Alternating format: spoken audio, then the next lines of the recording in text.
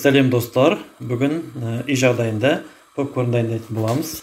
Ол үшін бізге табанның түбіне кішкене май құямыз, күнбағыс майы. Одан кейін соған кішкене қайнағаннан кейін біздің дайын попкорн жасауға арналған дәндерімізді саламыз. Бұл дәндер шығыс тәттілер сататын дүкендерде көбіне болады. Бір өте көп шығады, сондықтан да толтырып алып қалудың қажеті жоқ. Шағын алсаңыз, сол бір шамаға балаларға жеуге жетеді. Енді мен қазір бұған майға мінекейден салдым. Енді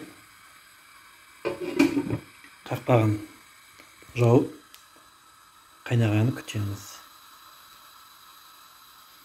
Майларымыз қайнап бастады. Мінекей попкорндарымыз атылып жатыр.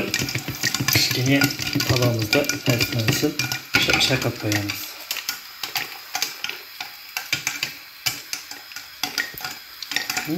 Исіне керемет. Әбден тырсылы басылған кезде барлығы толық дыбысы басылды. Толық пісті деген сөз. Одан кейін жайлап қаттағын ашамыз. Біздің әдемі попкорнымыз дайын болды.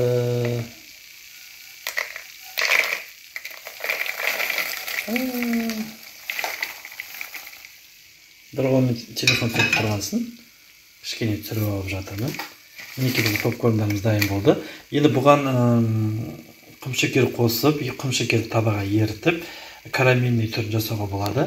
Бірақ біздің үйдегі балалар тұзбен жегенді, яғни солен тұзды попкорнды жақсы көреді. Сондықтан да ешқандай қоспасыз. Тек қана тұзбен жасайтын боламыз. Содан кейін тұз қосқаннан кейін мынандай қағаз ыдысқа жасап балаларға беруге болады. Бұны арнайы үйден шаблондалып печать етіп алдым. Үйде балалардың туған күні болған кезде немесе тағы бір балалардың мейрамдарында осылай жасап берсеңіз болады. Мінекей кәдімгі попкорннан аумайды, керемет шығады. Дәмді болсын, жасап көріңіздер, өте оңай. Сау болыңыздар.